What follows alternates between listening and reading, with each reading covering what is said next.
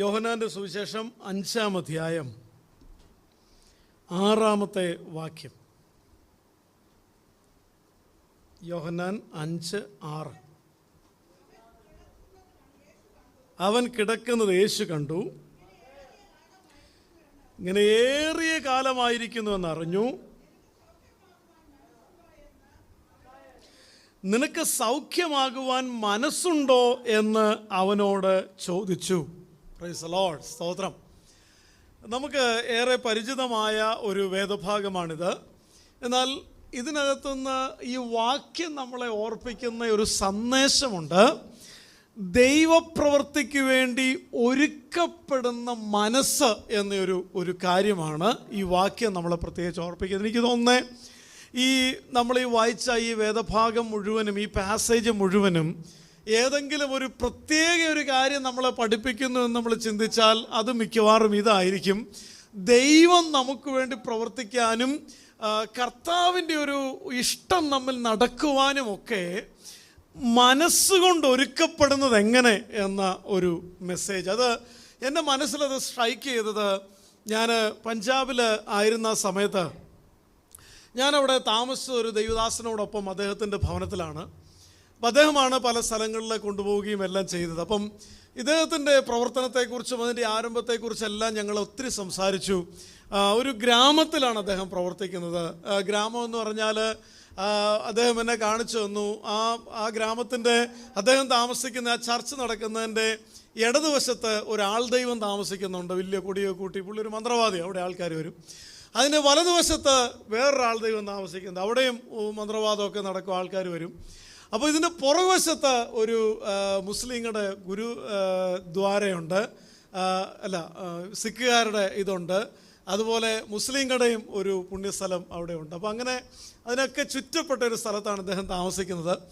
പക്ഷേ എന്നെ ചിന്തിപ്പിച്ചൊരു കാര്യം, രാവിലെ എഴുന്നേൽക്കുമ്പോൾ തന്നെ 4 മണി 4:30 തൊട്ട് ഇവരുടെ ഗുരുദ്വാരയിൽ നിന്ന് ഇങ്ങനെ പാട്ടും ഇതെല്ലാം കേൾക്കാം. അപ്പോൾ അതൊന്ന് സ്റ്റോപ്പാകുമ്പോൾ ഈ ദൈവദാസൻ 4 വലിയ ഹോൺ വെച്ചിരിക്കുക 4 ദിക്കിലേക്കും. പുള്ളി നേരെ വേദപുസ്തകം വായിക്കും അതിൽ കൂടെ. അപ്പോൾ ഇങ്ങനെ വാക്യങ്ങൾ വായിക്കുകയൊക്കെ ചെയ്യും. അപ്പോൾ ഞാൻ അദ്ദേഹത്തോട് കുറേ സംസാരിച്ചു. അദ്ദേഹത്തിൻ്റെ ആ ധൈര്യം, അത്രയും ഒരു പ്രതികൂല സാഹചര്യത്തിൻ്റെ നടുവിൽ ഇത്രയൊക്കെ ദൈവത്തിന് വേണ്ടി ചെയ്യുന്ന ആ ധൈര്യമൊക്കെ എന്നെ വളരെ സ്പർശിച്ചതുകൊണ്ട് ഞാനത് സംസാരിച്ച് വന്ന കൂട്ടത്തിൽ ഒരു ചോദ്യം അദ്ദേഹത്തോട് ചോദിച്ചു.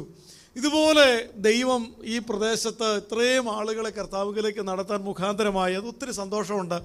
എന്നാൽ ഈ ചരിത്രത്തിലേക്ക് തിരിഞ്ഞു നോക്കുമ്പോൾ, ഈ ചർച്ചിൻ്റെ പ്രവർത്തനങ്ങളിലേക്ക് പുറകോട്ട് നോക്കുമ്പോൾ ഏറ്റവും അധികം ഓർമ്മപ്പെടുത്തുന്ന കാര്യം എന്താണ് മനസ്സിലേക്ക് ഓർമ്മ വരുന്നതെന്ന് ചോദിച്ചപ്പോൾ അദ്ദേഹം എന്നോട് പറഞ്ഞൊരു ഉത്തരം ഇതായിരുന്നു. എന്നെ വളരെ അത് സ്പർശിച്ചു. പാസ്റ്ററെ, കർത്താവ് അയച്ചിട്ട് ഞാൻ ഈ ദേശത്ത് വന്നിട്ട്, ഈ ദേശത്ത് ദൈവം എന്നെ അയച്ചതാണെന്നും എനിക്ക് ഈ ദേശത്തൊരു ദൈവപ്രവൃത്തി ഉണ്ടെന്നും തിരിച്ചറിഞ്ഞിട്ട് ഈ ദേശത്ത് തന്നെ പിടിച്ചു നിൽക്കാനുള്ളൊരു മനസ്സായിരുന്നു ഏറ്റവും അത്യാവശ്യം എനിക്ക് വേണ്ടിയിരുന്നത്.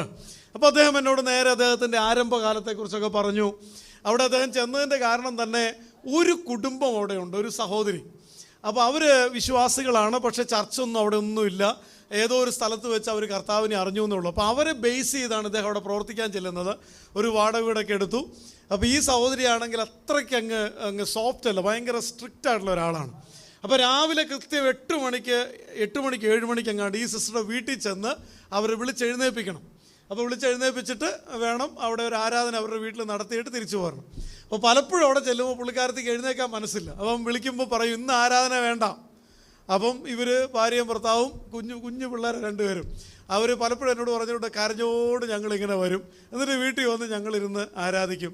അപ്പോൾ 3-4 ആഴ്ച അങ്ങനെ പലപ്പോഴും ആരാധന നടക്കാതെയൊക്കെ പോയപ്പോൾ ഭയങ്കര സങ്കടം. വീട്ടിലിരുന്നുകൊണ്ട് തന്നെ ആരാധന തുടങ്ങി. അപ്പം ഒരു ദിവസം അവിടെ നാടോടികളായിട്ട് വന്നിരിക്കുന്ന ഭിക്ഷയെടുക്കുന്ന ഒരു ഗ്രൂപ്പ് ആൾക്കാരുണ്ട്. അപ്പോൾ അവരിൽ ഒരാൾ ഈ ദൈവദാസൻ്റെ വീട്ടിലേക്ക് ഈ ആരാധനയുടെ ശബ്ദം കേട്ടിട്ട് കയറി ചെല്ലുന്ന ഒരു കാര്യം എന്നോട് പറഞ്ഞു. എന്നിട്ട് അദ്ദേഹം പറഞ്ഞു, ഞങ്ങൾ കുറച്ച് പേര് ഇങ്ങനെ സുവിശേഷമൊക്കെ കേട്ടിട്ടുള്ളവർ, ഞങ്ങൾക്ക് ആഗ്രഹമുണ്ട്, ഞങ്ങളുടെ അടുത്ത് വരാമോ? അപ്പം അങ്ങനെ അദ്ദേഹം അവിടെ ചെന്നതും, ആ ഭിക്ഷക്കാർക്ക് വീടില്ലല്ലോ, അവരൊരു ടെൻ്റ് അടിക്കുകയാണ് ചെയ്യുക ഗ്രൗണ്ടിൽ. അപ്പോൾ അങ്ങനെ അടിച്ച് അതിനകത്തോട്ട് കയറുമ്പോൾ വല്ലാത്തൊരു അനുഭവമൊക്കെയാണ്, അതെല്ലാം അദ്ദേഹം പറഞ്ഞു. അപ്പോൾ അങ്ങനെയൊക്കെയുള്ള വല്ലാത്ത സാഹചര്യങ്ങളുടെ നടുവിലൂടെ പോയപ്പോൾ അദ്ദേഹം എന്നോട് പറഞ്ഞത്, പലപ്പോഴും ഞാൻ അനുഭവിച്ച ഏറ്റവും വലിയ വെല്ലുവിളി എൻ്റെ മനസ്സിനെ ദൈവവുമായിട്ടുള്ള ആ കേന്ദ്ര ബിന്ദുവിലേക്ക്, അങ്ങനെ അതായത് കർത്താവിൻ്റെ വേല, ഇവിടെയുള്ള ദൈവത്തിൻ്റെ ഉദ്ദേശം, ഇതിൽ തന്നെ പിടിച്ചു നിർത്തുക എന്നുള്ളതായിരുന്നു ഏറ്റവും വലിയ വെല്ലുവിളി. അത് കർത്താവ് എന്നെ സഹായിച്ചു. പതുക്കെ പതുക്കെ ആളുകൾ വരാൻ തുടങ്ങി. അങ്ങനെ ഒരുപറ്റം വിശ്വാസികൾ ഇന്ന് അവിടെ ദൈവത്തെ ആരാധിക്കുന്നുണ്ട്. പലപ്പോഴും നമ്മുടെ വ്യക്തിപരമായ ജീവിതത്തിൽ കർത്താവ് നമുക്ക് വേണ്ടി പ്രവർത്തിപ്പാൻ വിശ്വസ്തനാണോ എന്ന് ചോദിച്ചാൽ 100% അതെ.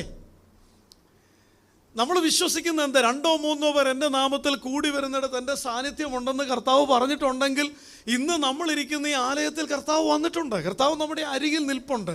നമ്മുടെ പ്രാർത്ഥനാ വിഷയങ്ങൾ കർത്താവിന് അറിയാം. നമ്മൾ ചോദിക്കുന്നതിന് മുൻപേ അറിയാം.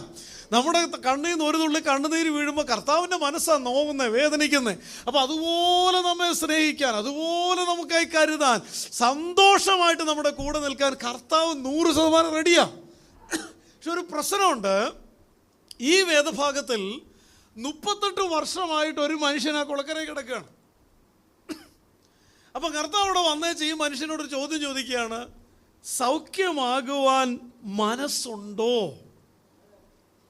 അപ്പോൾ ആ മനുഷ്യൻ്റെ മറുപടി മനസ്സുണ്ട്. അങ്ങനെയാണ് നമ്മൾ പ്രതീക്ഷിച്ചത്. പക്ഷെ അതല്ല അദ്ദേഹം പറഞ്ഞത്. അദ്ദേഹം പറഞ്ഞത് ഈ സൗഖ്യമാകുന്ന സമയം വരും, അപ്പം എന്നെ കൊണ്ടുപോകാൻ ആരുമില്ല, എന്നെ അങ്ങോട്ട് നടത്താൻ ആരുമില്ല, എൻ്റെ കൂടെ നിൽക്കാൻ ആരുമില്ല, എനിക്കൊന്നുമില്ല, തകർന്നിരിക്കുകയാണ്, തീർന്നിരിക്കുകയാണ്, ഇനി നോക്കണ്ട, ഇവിടെ വെച്ച് തീരുകയാണ്. ഇതുപോലത്തെ കുറേ സ്റ്റേറ്റ്മെൻ്റ് ഇല്ലേ? ഇതാണ് ഈ മനുഷ്യൻ്റെ മനസ്സ് മുഴുവൻ കിടക്കുന്നത്. 38 വർഷം കൊണ്ട് ഈ മനുഷ്യൻ്റെ മുഖത്തുണ്ടായിരുന്ന സന്തോഷം, ഈ മനുഷ്യൻ്റെ കണ്ണിലുണ്ടായിരുന്ന പ്രകാശം, പ്രതീക്ഷയുടെ ഒരു വെളിച്ചം എന്നൊക്കെ നമുക്ക് പറയാം, ഇത് മുഴുവനും തല്ലി കെടുത്തിക്കളഞ്ഞു. ആര് കെടുത്തിയെന്ന് ചോദിച്ചാൽ പിശാചിനെ കുറ്റം വന്നിട്ടും കാര്യമില്ല. ഈ മനുഷ്യൻ്റെ ചോയ്സ് ആയിരുന്നു അത്, ഈ മനുഷ്യൻ്റെ തീരുമാനമായിരുന്നു അത്.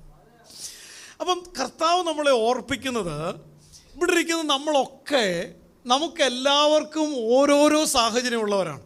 അപ്പോൾ എനിക്കൊരു സാഹചര്യം, നിങ്ങൾക്കൊരു സാഹചര്യം, വേറൊരാൾക്ക് വേറൊരു സാഹചര്യം. നമ്മുടെ സാഹചര്യങ്ങൾ മൊത്തത്തിലൊന്ന് വിലയിരുത്തിയാൽ എൻ്റെ സാഹചര്യങ്ങൾ ഏറ്റവും ബെസ്റ്റാണെന്ന് പറയാൻ പറ്റുന്നവർ ഇവിടെ ഒരുപക്ഷെ കാണത്തില്ലായിരിക്കും.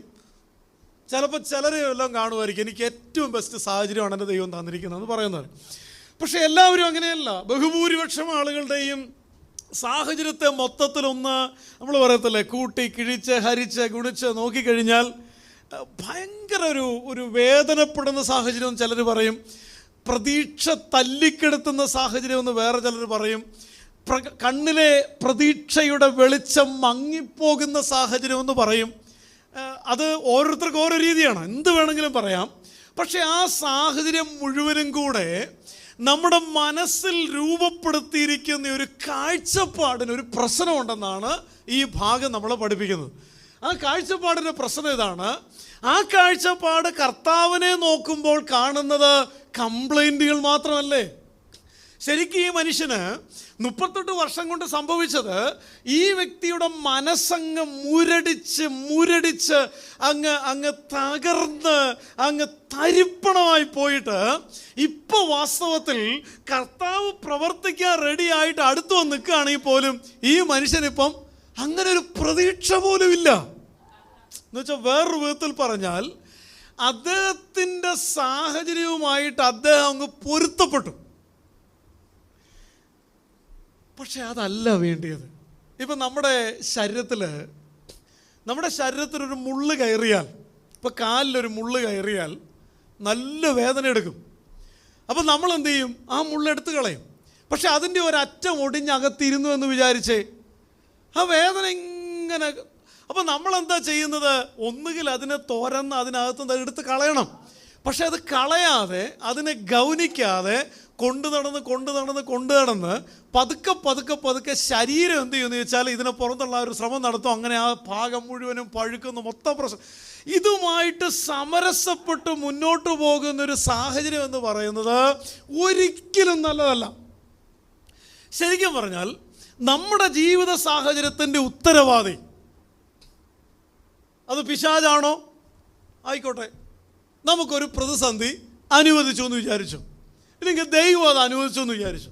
നമ്മുടെ സാഹചര്യം, ചില ആളുകൾ പറയും അങ്ങനെ ആയിപ്പോയി. ശരി, സന്ദർഭവശാൽ അങ്ങനെ ആയിപ്പോയി എന്ന് വിചാരിച്ചോ.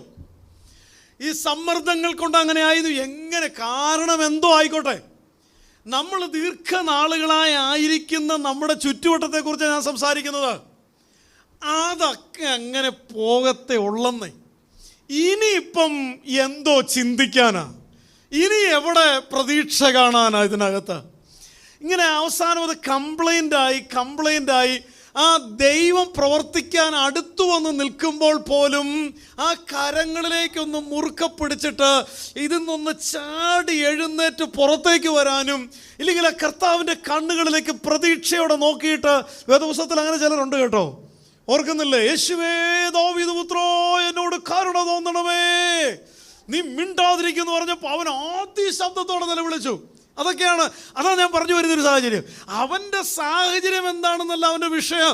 അവൻ്റെ കണ്ണുകളിൽ നിറഞ്ഞു നിൽക്കുന്നത് ഒരു പ്രതീക്ഷയാണ്, ഇല്ലെങ്കിൽ ഒരു പ്രത്യാശയാണ്. ആ തിളക്കത്തെക്കുറിച്ച് ഞാൻ സംസാരിക്കുന്നത്. അതെവിടെയൊക്കെയോ മങ്ങി പോയിട്ടുള്ളൊരവസ്ഥയുണ്ടെങ്കിലുണ്ടല്ലോ, കർത്താവിന് നമ്മളോടും ഇന്ന് പകൽക്കാലം ഒരു ചോദ്യം ചോദിക്കേണ്ട വരും. ദൈവപ്രവൃത്തിക്ക് വേണ്ടി നിന്റെ മനസ്സിലൊരു ഒരുക്കമുണ്ടോ? കുറേ പോയി കഴിഞ്ഞിട്ട് നമ്മൾ തന്നെ നമ്മളോട് പറയുകയാണോ, ഇനിയിപ്പം പ്രതീക്ഷയാണെങ്കിൽ കളഞ്ഞു, ഇനിയിപ്പം ഇതുമായിട്ടൊക്കെ അങ്ങ് പൊരുത്തപ്പെട്ടങ്ങ് പോയേക്കാം, ഇനിയിപ്പം എനിക്ക് ദൈവത്തിൽ നിന്നും വലിയ പ്രതീക്ഷയൊന്നും ഇല്ല എന്ന് പറയുന്ന ഒരു സാഹചര്യത്തിലാണ് 38 വർഷം കൊണ്ട് നീ എത്തിച്ചേർന്നതെങ്കിൽ, ദൈവപൈതലേ, ഇന്നു പകൽ ഈ ആലയത്തിനടുക്കത്ത് കർത്താവ് നിന്നേച്ച് ഒരു ചോദ്യം ചോദിക്കുന്നത്, ആ ചെവി തുറന്നൊന്ന് കേട്ടെ. എൻ്റെ ദൈവത്തിന് അസാധ്യമായ കാര്യമുണ്ടോ? ഏത് കടുകട്ടിയായ സാഹചര്യമാണ് കർത്താവിന് മാറ്റാൻ പറ്റാത്തത്? ഏത് വിധി പറയപ്പെട്ട സാഹചര്യമാണ് കർത്താവിന് മാറ്റാൻ പറ്റാത്തത്? ഏത് പാറ പോലെ ഉറച്ച സാഹചര്യമാണ് കർത്താവിന് മാറ്റാൻ പറ്റാത്തത്? ഇല്ല, എൻ്റെ ദൈവത്താൽ അസാധ്യമായത് ഒന്നുമില്ല. രാജകൊട്ടാരത്തിൽ നിന്നപ്പോഴും ആ നെഹമ്യാവിൻ്റെ കണ്ണുകളിൽ കണ്ടൊരു തിളക്കമില്ലേ? അതിനെക്കുറിച്ചാണ് ഞാൻ സംസാരിക്കുന്നത്. ലോകത്തിനെ അടക്കി വാഴുന്ന ഒരു രാജാവിൻ്റെ രാജകൊട്ടാരത്തിൽ നിൽക്കുകയാണ്. ഇസ്രായേൽ മക്കൾ മുഴുവൻ അടിമകളായിരിക്കുകയാണ്. അപ്പൊ ആലയത്തിന്റെ വാതില് തീ വെച്ച് ചുട്ടിരിക്കുന്നു, മതിൽ ഇടിഞ്ഞു കിടക്കുന്നു എന്ന് കേട്ടപ്പോൾ ഈ മനുഷ്യന്റെ അകത്തുനിന്നൊരു ഒരു പ്രതീക്ഷ ഉണ്ടായിട്ട്, എൻ്റെ ദൈവം എന്നെ സഹായിക്കുമെന്നുള്ളൊരു തോന്നൽ ഒരു പ്രത്യാശയായിട്ട് രൂപപ്പെട്ടിട്ട്, അത് തൻ്റെ കണ്ണുകളിൽ ആ ഒരു വെളിച്ചമായി പ്രകാശമായി വ്യാപരിച്ചിട്ട് അത് തൻ്റെ ജീവിതത്തിൽ ഒരു അത്ഭുതമാക്കി ദൈവം മാറ്റിയെടുത്തത് നമ്മൾ വേദപുസ്തകത്തിൽ വായിക്കുന്നുണ്ട്. എൻ്റെ പ്രത്യാശയെല്ലാം തീരെ മുടിഞ്ഞു പോയിരിക്കുന്നു. എൻ്റെ പ്രതീക്ഷകൾ മുഴുവനും തല്ലിക്കെടുത്തപ്പെട്ടിരിക്കുന്നു. ഇനിയും എനിക്ക് മുന്നോട്ട് ഒരു പ്രതീക്ഷയ്ക്ക് ഞാൻ വക കാണുന്നില്ല. ഇനി ഈ സാഹചര്യവുമായി പൊരുത്തപ്പെട്ടങ്ങ് മുന്നോട്ട് പോയിക്കൊള്ളാമെന്ന് വിചാരിക്കുന്ന ചിലരോട് ഇന്ന് പകൽ നിങ്ങളുടെ അരികിൽ വന്ന് നിന്നിട്ട് കർത്താവ് ചോദിക്കുന്ന ചോദ്യമാ, ഞാൻ നിനക്ക് വേണ്ടി പ്രവർത്തിക്കാൻ വിശ്വസ്തനാ, നിന്റെ സാഹചര്യത്തിൽ രൂപാന്തരം ഉണ്ടാക്കാൻ ഞാൻ വിശ്വസ്തനാ. നിനക്ക് വേണ്ടി വരെ ആരും കണ്ടിട്ടില്ലാത്തൊരു പ്രവൃത്തി ലോകം മുഴുവനും കാണത്തക്കവണ്ണം ഒരു ദൈവപ്രവൃത്തി നടക്കേണ്ടതിന് സാഹചര്യവുമായിട്ട് സാധ്യതയുമായിട്ട് അവൻ ഇറങ്ങി വന്ന് നിന്നിട്ട് ചോദിക്കുക, ഇത് പ്രാപിക്കത്തക്കവണ്ണം നിന്റെ മനസ്സിനെ രൂപപ്പെടുത്താമോ? സ്തോത്രം, സ്തോത്രം, സ്തോത്രം. സാധു സുന്ദർ സിംഗിന്റെ ജീവിതത്തിൽ ഇങ്ങനെ ഒരു അനുഭവമുണ്ട്. അദ്ദേഹം ടിബറ്റിലേക്കൊക്കെ പോയി, അവിടെ ഏറ്റവും പ്രതികൂലമുള്ള സ്ഥലമാണ് സുവിശേഷീകരണത്തിന്. പക്ഷേ അദ്ദേഹം ചെന്ന് സുവിശേഷം പറഞ്ഞു. അദ്ദേഹത്തിൻ്റെ ജീവിതത്തിൽ ഒത്തിരി അത്ഭുതങ്ങളുണ്ട്. അദ്ദേഹം കാട്ടിക്കൂടെ നടന്നാണ് പോകുന്നത്. അപ്പം ഒരാന ഇങ്ങനെ നേരിട്ട് വന്നപ്പം അദ്ദേഹം ആനയോട് കൽപ്പിച്ചതും ആന മാറിപ്പോയതും അദ്ദേഹത്തിൻ്റെ എഴുത്തുകളിലുണ്ട്. അതുപോലെ ഒരു മൂർഖൻ പാമ്പ് തൻ്റെ മുമ്പ് നിന്നപ്പോൾ അതിനോട് കൽപ്പിച്ചതും മാറിപ്പോയത്, ഇതെല്ലാം അങ്ങനെ ഒത്തിരി കാര്യങ്ങളുണ്ട്. ഒരു ദിവസം ഇദ്ദേഹത്തെ സുവിശേഷ വിരോധികൾ പിടിച്ചിട്ട് ആ ഗ്രാമത്തിൻ്റെ മൂലയ്ക്ക് ഒരു വലിയ ആഴമുള്ള പൊട്ടക്കിണറുണ്ട്. ആ പൊട്ടക്കിണറ്റിലായിട്ട് എറിഞ്ഞു കളഞ്ഞു. അപ്പോൾ ആ പൊട്ടക്കിണറ്റിനകത്ത് ക്ഷുദ്രജീവികളുണ്ട്, വിഷപ്പാമ്പുകളുണ്ട്, എലി ഇഷ്ടം പോലെയുണ്ട്. ഏറ്റവും ക്രൂരകൃത്യം ചെയ്ത് ചിലരെയൊക്കെ അങ്ങോട്ട് എറിഞ്ഞു കൊന്നതിൻ്റെ അസ്ഥികൂടങ്ങൾ കിടപ്പുണ്ട്. അതിനകത്ത് ഈ സാധു സുന്ദർ സിംഗ് കിടക്കുകയാണ് ക്രിസ്തു നിമിത്തം. അപ്പോൾ അദ്ദേഹം ഇങ്ങനെ അവിടെ കിടക്കുമ്പോൾ അദ്ദേഹം കർത്താവിനോട് പറയുകയാണ്, ഇവിടെ വെച്ച് തീരാനാണെങ്കിൽ അങ്ങനെ അല്ല, ഇതിൻ്റെ അപ്പുറത്തേക്ക് ഉണ്ടെങ്കിൽ എനിക്കൊന്നറിയാം, ഈ ആയുസ് തീരുന്നത് വരെ എത്രത്തോളം കർത്താവിന് എന്നെ ഉപയോഗിക്കാമോ അത്രത്തോളം കർത്താവിനെ ഉപയോഗിച്ചാൽ മതി. നല്ല നിലാവുള്ള രാത്രിയാണ്. ഏകദേശം 1 മണി 2 മണി രാത്രി സമയമായപ്പോൾ 2 കയറിങ്ങനെ മേളിൽ നിന്ന് ഇറങ്ങി. പുള്ളിക്ക് ഉറങ്ങാനൊന്നും പറ്റുന്നില്ല. 2 കയറിങ്ങനെ കുടുക്കിട്ട് 2 കയറിങ്ങനെ മേളിൽ നിന്ന് ഇറങ്ങി വരുന്നുണ്ട്. ഇങ്ങനെ താന്ന് വരിക. അപ്പോൾ ഈ സാധു ഇത് 2 കൂടെ എടുത്ത് തന്നെ തോളത്തോട്ടം കിട്ടും. ഇട്ട് കഴിഞ്ഞത് അതിൻ്റെ അറ്റത്തുനിന്ന് ആരോ പുള്ളിയെ വലിച്ച് കയറ്റി. അപ്പം പുറത്തിറങ്ങി വന്നു കഴിഞ്ഞപ്പോഴേക്കും ആരാ വലിച്ച് കയറ്റിയെന്ന് വെച്ചാൽ അവർ ഇരുട്ടത്തേക്ക് ഓടിപ്പോയി. ആരാണെന്ന് എനിക്കറിയത്തില്ല. ഞാൻ ആ ഒരു കാഴ്ച എൻ്റെ മനസ്സിൽ ഭയങ്കര, ഞാൻ സാധു സുന്ദർ സിംഗിൻ്റെ ജീവിതം വായിച്ചപ്പോൾ ഇതെൻ്റെ മനസ്സിൽ വല്ലാത്തൊരു ചിത്രമായിട്ട് പതിഞ്ഞു കിടന്നു. ഞാൻ ചോദിക്കട്ടെ, ഇതുപോലൊരു ചെളിക്കുഴിയിലേക്ക്, ഇതുപോലൊരു അസ്ഥികൂടങ്ങൾ നിറഞ്ഞിടക്കുന്ന ഒരു കുഴിക്കകത്തേക്ക് നിന്നെ വലിച്ചെറിഞ്ഞിട്ട് കർത്താവിൻ്റെ ദൂതൻ ഇറങ്ങി വന്ന് 2 കയറങ്ങോട്ട് എറിഞ്ഞു തരുമ്പം നീ അവിടെ കിടന്ന് ദൈവവേദലേ എനിക്ക് വേണ്ട, ഇനിയൊന്നും നടക്കത്തില്ല, ഈ കയറോ ഇതൊന്നും കാര്യമില്ലെന്നും പറഞ്ഞുകൊണ്ട് അവിടെ കിടന്ന് നിലവിളിച്ചാൽ ഒന്നും നടക്കില്ല. പക്ഷെ നമുക്കൊരു പാർട്ടുണ്ട്. ദൂതൻ ഇറങ്ങി വന്ന് കയറിട്ട് തന്നതാണെങ്കിലും നമ്മളൊന്ന് എടുത്ത് നമ്മുടെ തോളത്തൂടെ ഒന്ന് ഇടണം. അത് വേറെ ആരും ചെയ്യില്ല, നമ്മൾ മാത്രം ചെയ്താലേ നടക്കൂ.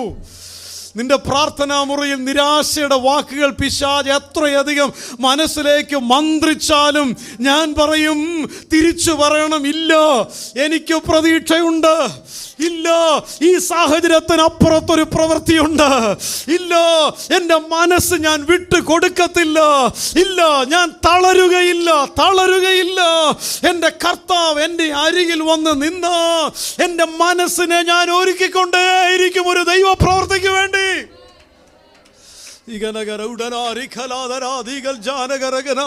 ചില പ്രാർത്ഥനാ മുറികളുടെ അനുഭവങ്ങളെ കർത്താവ് ഇന്ന് പകൽക്കാലം വിരൽ ചൂണ്ടിക്കൊണ്ട് പറയുകയാണ്.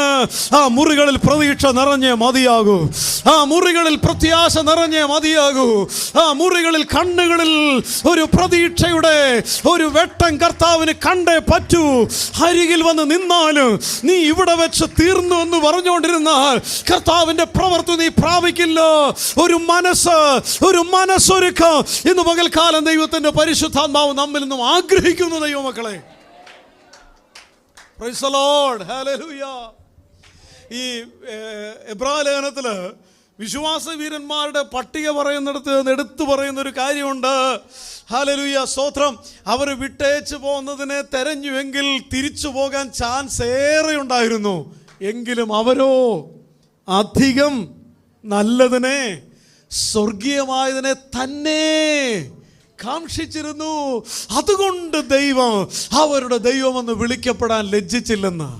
ഹല്ലേലൂയ. ഓരോ ദിവസവും അവരെ വിളിക്കുന്ന പേര് പരദേശി എന്ന. ആമേൻ, സ്തോത്രം. മറ്റൊരു വിദേശ രാജ്യത്ത് നിന്ന് പാർക്കുന്ന ഒരു വ്യക്തിയെ ആ രാജ്യത്തുള്ള ആളുകൾ മുഴുവനും കാണുന്നത് ഒന്നുകിൽ ഇവൻ ആരെയോ കൊന്നിട്ട് അവിടെ നിന്ന് ഓടി രക്ഷപ്പെട്ടിരിക്കുകയാണ്, അല്ലെങ്കിൽ ഇവൻ രാജ്യദ്രോഹ കുറ്റം ചെയ്തതിന് ഇവനെ നാട് കടത്തിയിരിക്കുകയാണ്, ഇല്ലെങ്കിൽ ഇവൻ ഏതോ ആർക്കൊക്കെയോ കടം കൊടുക്കാനുണ്ടായിട്ട് കൊടുക്കാതെ അവൻ നാട് വിട്ടു വന്നിരിക്കുകയാണ്. ഇങ്ങനെയൊക്കെയാണ് ഒരു പരദേശിക്ക് കിട്ടുന്ന പദപ്രയോഗങ്ങൾ. അതുകൊണ്ട് തന്നെ പരദേശി എന്നതിന് കൊടുത്തിരിക്കുന്ന ആ മൂലപദമുണ്ട്, സെനോസ് എന്നൊരു പദം. ആ പദം സംസ്കാരമില്ലാത്തവൻ എന്നതിനും ഇന്റർചേഞ്ചബിൾ ഉപയോഗിക്കും. ബാർബറോസ്, സെനോസ്, ഇത് രണ്ടും മാറി മാറി ഉപയോഗിക്കും അത്രേ. അപ്പോൾ ഒരു പരദേശിക്ക് ഒട്ടും വിലയില്ല. ഇവനൊരു പരദേശി നമ്മുടെ ഇടയിൽ വന്ന് കാര്യം പറയുന്നു എന്നൊക്കെയാണ് പരദേശിയെക്കുറിച്ച് പറയുന്നത്. ഒട്ടും വിലയില്ല, അവനൊന്നും സ്വന്തമായിട്ടില്ല, അവനൊരു വരുത്തനാണ്. നമ്മുടെ ഇന്നത്തെ ഒരു നാടൻ പ്രയോഗം പറഞ്ഞ അങ്ങനെയുള്ള സാഹചര്യത്തിൻ്റെ നടുവിലും അവരോ ജീവിതകാലം മുഴുവനും പരദേശികളെ നേറ്റുപറഞ്ഞുകൊണ്ട് അവർ ജീവിച്ചപ്പോഴും അധികം നല്ലതിനെ, ഈ ഭൂമിയിൽ കാണാൻ കിട്ടാത്ത ചിലതിനെ, സ്വർഗീയമായ ചിലതിനെ അവരുടെ കണ്ണുകളിൽ അവർ പതിപ്പിച്ചിരുന്നു. ആ പ്രകാശം കെടുത്തിക്കളയുവാൻ ഒരു നിന്ദയ്ക്കും പരിഹാസത്തിനും അവർ അനുവദിച്ചില്ല. അവരെന്നും അവരുടെ ഐഡന്റിറ്റി സൂക്ഷിച്ചു. അവർക്കൊന്നറിയാമായിരുന്നു, ഞാൻ ഇവിടെ പരദേശിയാണെന്ന് പേരുണ്ടെങ്കിലും, അന്യനെന്നെ വിളിപ്പേരുണ്ടെങ്കിലും എൻ്റെ കർത്താവ് എൻ്റെ കൂടെ ഉണ്ട്. എനിക്കൊരു നാടുണ്ട്, എനിക്കൊരു സ്വർഗമുണ്ട്, എന്നെ ചേർപ്പാൻ ഒരുവൻ വരുന്നുണ്ട്. Hallelujah, hallelujah. ആ കണ്ണുകളിൽ നിറഞ്ഞു നിന്ന പ്രതീക്ഷ, ആ കണ്ണുകളിൽ നിറഞ്ഞു നിന്ന പ്രത്യാശ, ആ കണ്ണുകളിൽ സകലരും കണ്ട ആ വെളിച്ചത്തിന്റെ പേര് മനസ്സൊരുക്കമെന്നായിരുന്നു. സ്തോത്രം, ഹല്ലേലൂയ. അപ്പൊ നമ്മുടെ ഇന്ന് പകൽക്കാലം പരിശുദ്ധാത്മാവ് നമ്മോട് ആവശ്യപ്പെടുന്നത്, നമ്മുടെ വ്യക്തിപരമായ ജീവിതത്തിലും ഈ ഒരു മനസ്സൊരുക്കത്തിനൊരു വലിയ പ്രാധാന്യതയുണ്ട്. പൗലോസ് പറഞ്ഞ ആ ഒരു വാക്യം കൂടെ ചേർത്ത് നോക്കിയേ, കർത്താവിൽ സന്തോഷിപ്പീൻ, സന്തോഷിപ്പീൻ എന്ന് പിന്നെയും ഞാൻ നിങ്ങളോട് സന്തോഷിപ്പീൻ. സന്തോഷിപ്പീൻ എന്ന് ഇങ്ങനെയൊക്കെ പറഞ്ഞാൽ ആർക്കാ സന്തോഷിക്കാൻ പറ്റുക? നിങ്ങൾ ആലോചിച്ച് നോക്കിയേ, പ്രതിസന്ധിയുടെ അങ്ങേ അറ്റം, കടഭാരത്തിൻ്റെ അങ്ങേ അറ്റം, കുടുംബ പ്രശ്നത്തിൻ്റെ അങ്ങേ അറ്റം, നാട്ടുകാർ മുഴുവനും കളിയാക്കുന്നതിൻ്റെ അങ്ങേ അറ്റം, രോഗമാണെങ്കിൽ അങ്ങേ അറ്റം, പ്രതീക്ഷയുടെ വേരറുത്ത് നിൽക്കുന്ന സാഹചര്യം, അവിടെയാ പറയുന്നത് സന്തോഷിപ്പീൻ. ഇങ്ങനെയൊക്കെ കമാൻഡ് ചെയ്താൽ ആർക്ക് സന്തോഷിക്കാൻ പറ്റും? അർത്ഥം, സന്തോഷിപ്പീൻ എന്ന് പറയുന്നത് ഒരു വലിയ നിർദ്ദേശമായിട്ടും കൽപ്പനയായിട്ടും പറയുന്നതിൻ്റെ കാരണം, ഇതൊക്കെയാണ് സത്യമെങ്കിലും സന്തോഷിക്കുക എന്നുള്ളത് എൻ്റെ തീരുമാനമാണെന്നുള്ളത്. അതാണ് ഈ വാക്യം നമ്മളെ പഠിപ്പിക്കുന്നത്. വേണമെങ്കിൽ എനിക്ക് പറഞ്ഞുകൊണ്ടേയിരിക്കാം, തീർന്നു, നടക്കില്ല, അവസാനിച്ചു, ഇനി പ്രതീക്ഷയില്ല, ഇവിടെ വെച്ച് തീർന്നു, എന്തോ ഒരു സ്വപ്നങ്ങളായിരുന്നു, ഇനി നോക്കണ്ട. ഒരു ചോയ്സ്. രണ്ടാമത്തെ ചോയ്സ്, വിക്ടർ ഫ്രാങ്കിൾ എന്ന് പറഞ്ഞ ഒരാളുണ്ട്. അദ്ദേഹം ഈ സൈക്കോളജിയൊക്കെ പഠിക്കുന്ന ആളുകൾ എല്ലാവരും പഠിക്കുന്ന ഒരു വ്യക്തിത്വമാണ്. അദ്ദേഹം ഒരു യഹൂദനാണ്. അദ്ദേഹത്തിൻ്റെ ഒരു ചിന്താധാരയെക്കുറിച്ച് ഞാൻ പറയുന്നു, അല്ലാതെ സൈക്കോളജി പറയുകയല്ല. അദ്ദേഹം നാസി പീഡന കാലം എല്ലാം കഴിഞ്ഞ് അദ്ദേഹം സർവൈവ് ചെയ്തു, പുറത്തിറങ്ങി. അദ്ദേഹം പുറത്തിറങ്ങി കഴിഞ്ഞിട്ട് അദ്ദേഹം സ്വയം ചിന്തിച്ചു, കൊടിയ പീഡനത്തിൻ്റെ നടുവിൽ ഞാൻ എങ്ങനെ ഭ്രാന്തനാകാതെ നിന്നു. അതിൻ്റെ കാരണം അദ്ദേഹം തന്നെ പറഞ്ഞതാണ്, എൻ്റെ ജീവിതത്തിൻ്റെ അർത്ഥം എന്തെന്ന് എപ്പോഴും എൻ്റെ മുമ്പിൽ ഒരു ചോയ്സ് ഉണ്ടായിരുന്നു. നെപ്പോളിയൻ പറഞ്ഞ പോലെ, എൻ്റെ ജീവിതം തീരുമാനങ്ങളുടെ ആകത്തുകയാണ്. എന്തു തീരുമാനിക്കണമെന്നുള്ളത് എൻ്റെ മാത്രമാണ്. വേണമെങ്കിൽ പ്രതിസന്ധി കാണുമ്പോഴേക്ക് ഇനി മുന്നോട്ട് വേണമെന്ന് ഇട്ടേച്ചു പോവാം. പക്ഷെ അങ്ങനെയല്ല, ഞാനൊരു ചോയ്സ് എടുക്കുകയാണ് തീരുമാനത്തിന്. അങ്ങനെ ചോയ്സ് എടുത്ത ചിലരുണ്ട് വേദപുസ്തകത്തിൽ കേട്ടോ. അപ്പോസ്തലരുടെ പ്രവൃത്തിയുടെ പുസ്തകത്തിൽ യോപ്പയിൽ തബീത, പേടമാൻ എന്നർത്ഥമുള്ള ഒരു തബീത എന്ന് പേരുള്ള ഒരു പെൺകുട്ടി, അവൾ ദീനം പിടിച്ച് കിടന്നു. അവൾ മരണപ്പെട്ട് കഴിഞ്ഞപ്പോൾ കുറച്ച് സഹോദരിമാർ അവിടെ അങ്ങ് ഒത്തുകൂടി. ഈ സഹോദരിമാർ എന്ത് ചെയ്യുന്നറിയാമോ? പത്രോസിനെ വിളിച്ചുകൊണ്ട് വരാൻ പറഞ്ഞ് ആളെ വിട്ടു. പത്രോസ് വരുമ്പോൾ ഈ സഹോദരിമാർ മുഴുവൻ, ഈ പെങ്കൊച്ച് ഞങ്ങൾക്ക് ഉടുപ്പുണ്ടാക്കി തന്നതാണ്. വിധവമാർ പറയുക, ഒരു ഉടുപ്പ് സ്വന്തമായിട്ട് മേടിക്കാൻ എനിക്ക് കാശില്ല, നീ കൊച്ച് എനിക്ക് ഉണ്ടാക്കി തന്ന ഉടുപ്പാണെന്നൊക്കെ പറഞ്ഞ് നിന്ന് കരയുക. എന്താ കാര്യം? മരണത്തിന് അവളെ വിട്ടുകൊടുക്കാൻ ഞങ്ങൾക്ക് പറ്റുന്നില്ല. അവരുടെ ഒരു ചോയ്സ് ആയിരുന്നു അത്. പത്രോസ് അവളുടെ കൈക്ക് പിടിച്ച് എഴുന്നേൽപ്പിച്ചേച്ച് അവൾ ജീവനുള്ളവളായി അവരൊരുമിച്ച് ദൈവത്തെ സ്തുതിച്ചതായിട്ട് നമ്മൾ വായിക്കുന്നുണ്ട്. ഒരു ആത്മാവ് മരണത്തിൽ നിന്ന് പുറത്തു വന്നതിൻ്റെ പുറകിൽ ഒരു പറ്റം സഹോദരിമാരുടെ തീരുമാനമാണ്. നിന്റെ കുടുംബത്തെ അടച്ചു മുദ്ര വെച്ചു എന്ന് പിശാച് വെല്ലുവിളിക്കുന്നതിന്റെ നടുവില് ഇന്ന് പകൽ നിനക്കൊരു തീരുമാനമുണ്ട്. ഞാൻ അങ്ങനെ വിട്ടുകൊടുക്കാൻ തീരുമാനിച്ചിട്ടില്ല. എൻ്റെ തലമുറയെ അങ്ങനെ വിട്ടുകൊടുക്കാൻ തീരുമാനിച്ചിട്ടില്ല. എൻ്റെ കുടുംബ ബന്ധത്തെ അങ്ങനെ വിട്ടുകൊടുക്കാൻ തീരുമാനിച്ചിട്ടില്ല. എൻ്റെ ജീവിത സാഹചര്യത്തെ അങ്ങനെ വിട്ടുകൊടുക്കാൻ തീരുമാനിച്ചിട്ടില്ല. എൻ്റെ രോഗബന്ധനത്തിന്റെ നടുവിൽ എൻ്റെ മനസ്സ് വിട്ടുകൊടുക്കാൻ ഞാൻ തീരുമാനിച്ചിട്ടില്ല. നിന്റെ തീരുമാനത്തിന്റെ നടുവിലാണ് ഇന്ന് പകൽ കർത്താവ് നിനക്ക് വേണ്ടി പ്രവർത്തിപ്പാൻ ഇറങ്ങി നിൽക്കുന്നത്.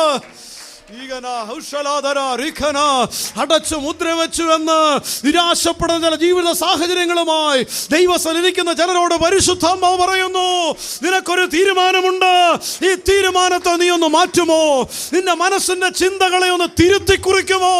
അങ്ങനെയെങ്കിൽ നീ ദൈവപ്രവൃത്തി കാണുമെന്ന്. Hallelujah, hallelujah, praise the Lord. സ്തോത്രം. ഒരുപക്ഷേ ഈ 38 വർഷം വെയിറ്റ് ചെയ്തിട്ടും ഒന്നും കാണാഞ്ഞുകൊണ്ടായിരിക്കാം ഇങ്ങനൊരു തീരുമാനം. അദ്ദേഹത്തെ കുറ്റം പറഞ്ഞിട്ട് കാര്യമില്ല എന്ന് നമുക്ക് പലപ്പോഴും തോന്നും, അല്ലേ? ചിലപ്പോഴൊക്കെ നമ്മുടെ ജീവിത സാഹചര്യങ്ങളിൽ ആദ്യത്തെ 1 വർഷം ഇപ്പോൾ അത്ഭുതം നടക്കുമെന്ന് വെച്ചാൽ ചിലപ്പോൾ കാത്തിരിക്കുമായിരിക്കാം, നടന്നില്ല. 2ാമത്തെ വർഷത്തിലേക്ക് കയറിയപ്പോൾ പുതിയ ചില പ്രശ്നങ്ങൾ കൂടെ വന്നു. എന്നാൽ ഇതങ്ങ് മാറുമെന്ന് വിചാരിച്ചിരുന്നപ്പോഴാണ് പിന്നെയും അതിൻ്റെ മേളിലേക്കാണ് പ്രശ്നം. അങ്ങനെ കുറയുകയല്ല, കൂടുകയാണ്. അപ്പോൾ ചോദിക്കും, സ്വാഭാവികമല്ലേ കൈവിട്ട് കളയുന്നത്? തീർച്ചയായിട്ടും അത് മാനുഷികമാണ്, ഇത് സ്വാഭാവികമാണ്. എന്തെല്ലാം ചെയ്തിട്ടും ഒരു റിസൾട്ടും കാണാതിരിക്കുമ്പോൾ പിന്നെ എന്ത് പ്രതീക്ഷ വെച്ചോണ്ടിരിക്കാനാണ്?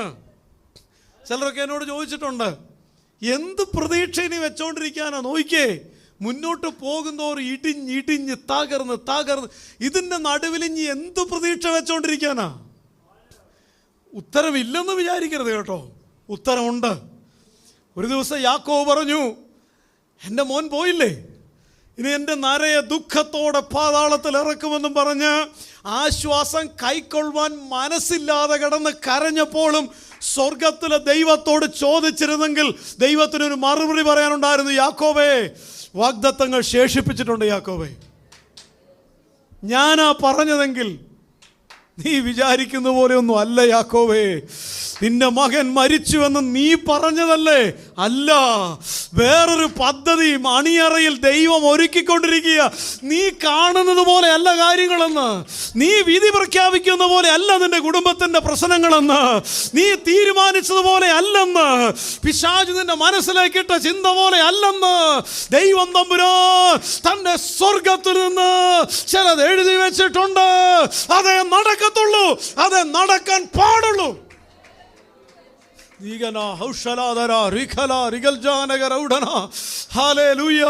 നിരാശപ്പെട്ട് ഇനി എന്നെ ആശ്വസിപ്പാനൊന്നും ആരും വരണ്ട, ഇനി എന്ത് ആശ്വാസം കൈക്കൊള്ളാനാന്നും പറഞ്ഞ് യാക്കോബ് കരയുമ്പോൾ സ്വർഗത്തിലെ ദൈവം പറയുന്നുണ്ടായിരിക്കാം, യാക്കോബേ, ഇനിയും നാളുകൾ മുന്നോട്ടുണ്ട്.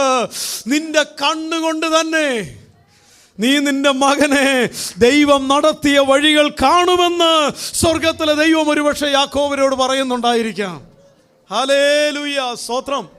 ചിലപ്പോഴൊക്കെ പ്രതീക്ഷകൾക്ക് വിരോധമായി സാഹചര്യങ്ങൾ സംഭവിക്കുമ്പോൾ എമ്മോസിലേക്ക് പോയ ശിഷ്യന്മാർക്ക് അവരുടെ പ്രശ്നം ഇതായിരുന്നു.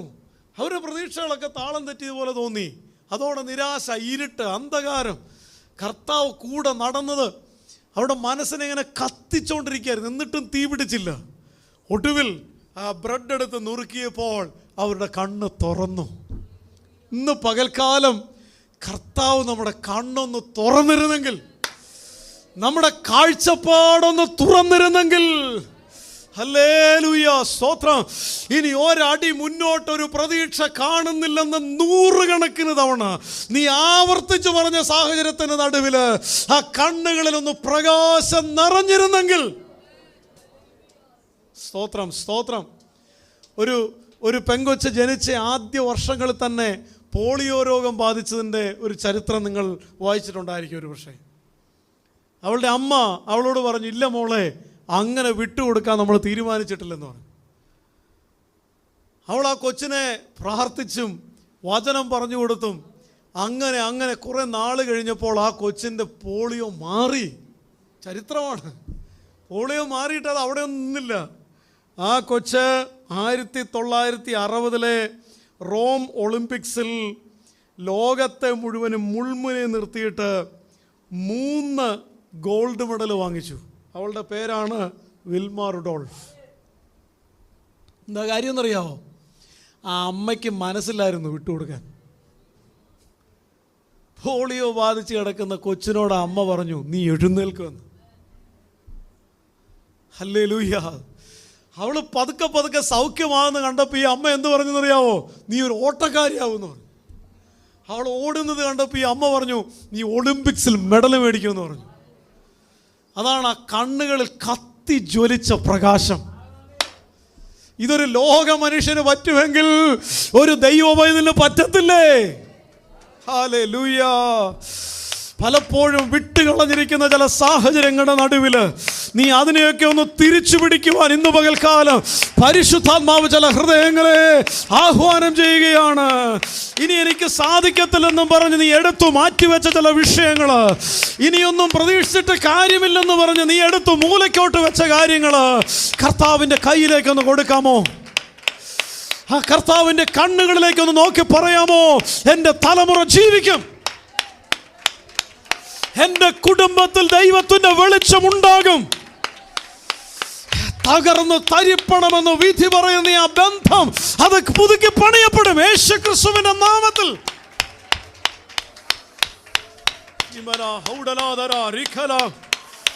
Hallelujah, hallelujah. സ്തോത്രം, സ്തോത്രം, സ്തോത്രം. അങ്ങനെയൊന്നും മനസ്സ് വിട്ടുകളയരുത്. എൻ്റെ ഒരു ആത്മാർത്ഥ സുഹൃത്തുണ്ട് ലുധിയാനയിൽ. ഞാൻ അദ്ദേഹത്തിൻ്റെ അടുക്കൽ ചെല്ലുകയും സമയം ചെലവഴിക്കുകയൊക്കെ ചെയ്തപ്പോൾ അദ്ദേഹത്തെ എനിക്ക് സെമിനാരി തൊട്ട് അറിയാവുന്ന ആളാണ്. അദ്ദേഹത്തിൻ്റെ പിതാവ് ഒരു വലിയ ചർച്ച് ഒക്കെ നടത്തിയ ഒരാളൊക്കെയാണ്.